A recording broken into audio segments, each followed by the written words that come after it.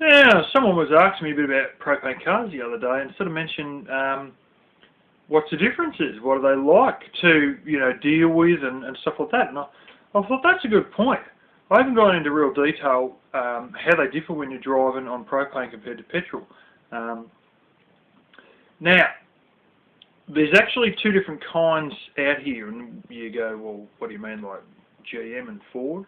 No, there's a secondary technology, the second generation technology rather, that's come out more recently. Let's just say I know a few people that talk when they're not supposed to talk, and I knew beforehand that the GM model, it's called sequential injection. It's where the propane is injected much the same way as like fuel injectors, like your petrol injectors in your normal car, but they inject propane still in liquid form. With the GMs, it's slightly weaker to drive than petrol, but they reckon that you've got to be a real expert to even tell the difference, because there's not much power difference, in them. The power's not much different with the GM ones. With the Ford ones, I was told when they were still not released, still in prototype form actually, that these were going to be stronger than the petrol ones, and now I've had people tell me, now they are released, that Ford actually went and detuned them. It actually deliberately cut back the fuel levels and this and that to make them weaker, because when you get in one, like a bloke I work with has, and you put the foot down, you just wheel spinning non-stop. And so they actually deliberately detuned it to make it weaker, because they feared breaking the transmission and the tail shaft, the drive line. That's how strong these second generation ones are. And he tells me that if you know what you're doing, you can retune them back, but you may want to go careful on it, or don't expect a very long life out of your transmission, or get an aftermarket transmission, because the power is phenomenal. But that's the second generation one. I don't know how they're going to go with cameras in a dealership, but I'm going to try and, it may just be on this phone, try and get video of one of these brand new second generation ones, and show what they're like inside, and my gosh, they are a nice vehicle. But what I'm driving, and what a lot of us drive here, are the original first generation ones. They use a Venturi system. It's a bit like a carburetor. I refer to it as the converter box, and you'll see that in my older videos. But yeah, they're a bit funny, because some of them, like I still got a video of my real old car, they used to start straight on gas, and that would start directly on it, but a lot of them actually start on petrol and then switch over, and my one does it here now. But the trouble is, a lot of them, they've made them so that they switch over, within a few seconds, and they sort of almost stall, or will stall. And I've been told that if you extend it out to like 15 seconds instead of like 5 seconds or whatever, before it changes fuels, then it'll have warmed up just that little bit more and change over smoothly. But you've got to be careful putting the foot down when you're changing over to gas, or when it starts and then you hear the switch over occur, or if it stalls when it goes to switch over. By gas I'm meaning propane here. That's what we just tend to call it over here. When it switches over to propane, it does have a tendency to stall, but if you put the foot down, or it does stall and you go to restart it and you put the foot down, you're liable to have sort of like, not a backfire, but a front fire, and it throws up through the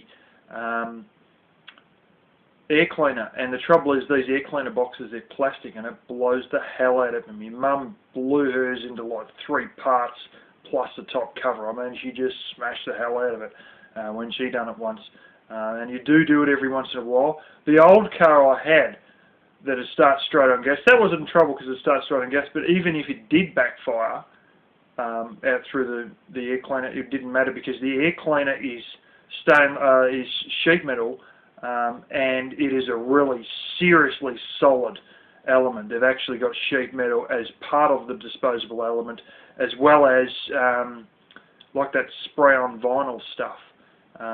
So, you know, it can handle the thump, and if it backfires, you wouldn't worry. If mine backfires now, the new one, you got to get out and check that you haven't bent the clips that hold down the top of the air cleaner, that you haven't cracked the air cleaner. I had a doozy one day. I was trying to get across this road, and you know, big truck was coming. I thought, I'm going to put the foot down here, and I didn't have it in gear, and I thought, damn, so I put it in gear, and put the foot down, she just went, bow, and backfired, and I tore the pipe between the air cleaner and the manifold, blew the air cleaner to bits, tore the side out of the air cleaner filter element, and actually blew out the inlet gasket, your inlet manifold gasket. I blew the bottom of it out and just spat out on the ground. so that's one of the troubles, but you don't get that with these new second generation ones.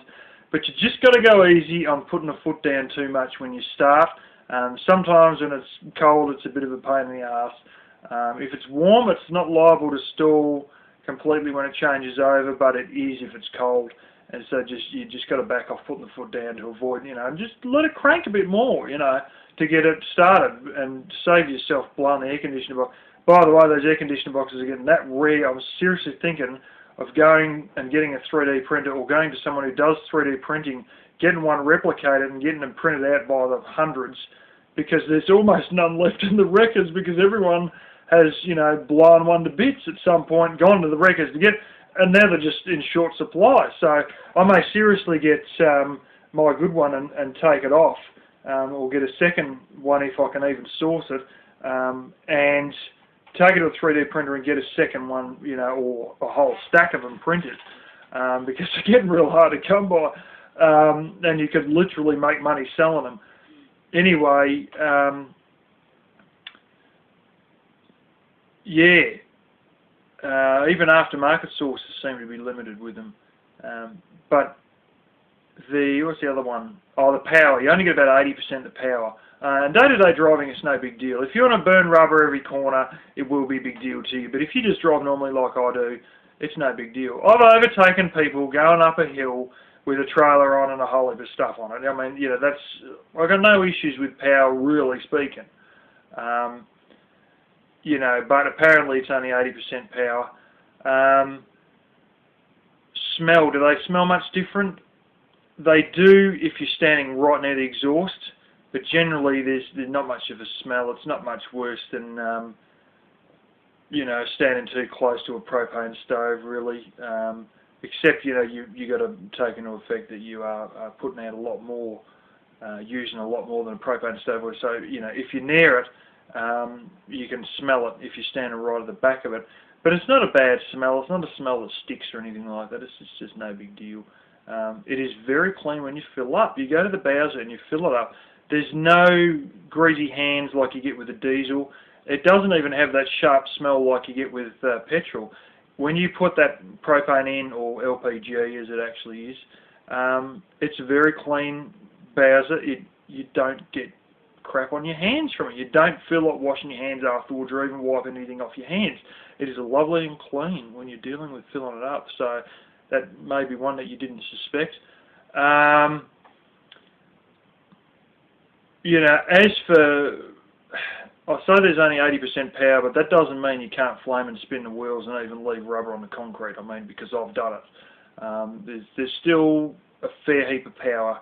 Regardless, it doesn't mean that you're really dragging. The only time you really notice it is if you're towing things, like trailer homes and stuff like that. You will notice it then. But with the second generation ones, oh my gosh, you know, they're some of the best towing vehicles you can get. I've been told they're far better than some of the petrol ones when it comes to towing, because they're just so full of power. It's not funny, and of course because they're new, they've got very good suspension in them and all that, so they're great for towing. Yeah, the supply around here in this state, there's heaps of it. It's literally half the price per distance. Other states, it's so close in price to petrol, you wouldn't bother converting. You just wouldn't bother. Western Australia's like that. Queensland's like that. You go to Tasmania, which is the little one on the bottom of Australia. That's Tasmania. That's an island state. That actually has got it's got New Zealand sort of weather. 80% of their power or something is hydropower. They've got a lot of dams, a lot of hydropower plants. I've been to one of them, actually, well, like 2 or 3 of them when we went there on holidays. And they, as of about 9 months ago, literally had 2 Bowsers for the entire island. You wouldn't bother. Or you do what I've got, which is dual fuel. Because you can buy cars on petrol and you can buy cars on both, or you can do what most people do, which is get a petrol car second hand and get it put to be on both, like mine is. And then there's ones you can buy new, and a lot of the government vehicles and that are like this, and especially company cars and that, they're dedicated. There is no tank, no hole to put any petrol anywhere. They're just built from the ground up entirely with propane. And there's, even in the chassis space and all that, there's no place that you could even retrofit one if you wanted to put one in and then convert an engine over. You can't do it. It's built around it from the ground up around propane. So yeah, there's a lot of vehicles you can't convert. A lot of vehicles. Fords over here are good. There's a patch from about, I don't know how they are on 2000 or newer vehicles. But from 96 on, maybe even 95 on, with the GMs, they're flipping hopeless with it. People get it converted and they have them just die randomly all the time. And there's been people doing right-hand turns of traffic and the things just died and just about had them killed. There's some that don't hack it. A lot of the smaller vehicles don't hack it. But they make a lot of systems here that are dedicated aftermarket systems. Like my one is, built for my sort of engine because it's a common engine. And then there's other ones, that smaller ones like, particular Toyotas and Nissans and all that, where there'll be a model of them with a certain model of engine in it, and then they'll build the kits for that. And when you get the kits, they'll all just completely suit to fit. You can't put it in yourself though. You've got to have it put in by licensed professional sort of thing. But there's places that just concentrate just on that. They're sort of a mechanic, but they're not really interested in fixing your car. They're just interested in conversions, and that's what they do as their main job. Some of them almost only do conversions. But yeah, it's price-wise for us down here, for a couple $1,000, it is really worth it because your fuel costs chop in half. It's not really experimental, it's not strange here, it's very common. But there's a lot of people, there's a hell of a resistance to it, they don't want to touch it. And I've had someone say I'd rather sleep on a park bench before I would put that sort of a fuel in my car. But I sort of said, well, suit yourself. The less you take, the more flaming less demand there is, which keeps it cheaper as far as I'm concerned, so do what you want. But, having said that, there are a lot of cars that you try and put it on there and they'll convert it and you get the sod and it won't run properly, or it'll run that badly that you're just about going to, wreck something, so you don't bother running it on it. But yeah, that's a little bit on, you really got to look into who's got a car. If there's an aftermarket fitting one that you can buy to suit that vehicle, and B, it's very good if you can actually talk to someone who's already got one that's been converted and see, is this a good one? Does it run well for you, sort of thing.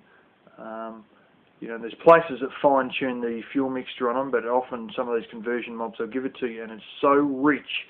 In my old car, it was just beyond the joke. I was just idiots that change all the blooming settings, and you go there and the thing's roaring like buggery. But there's places where you can get it fine-tuned and all that.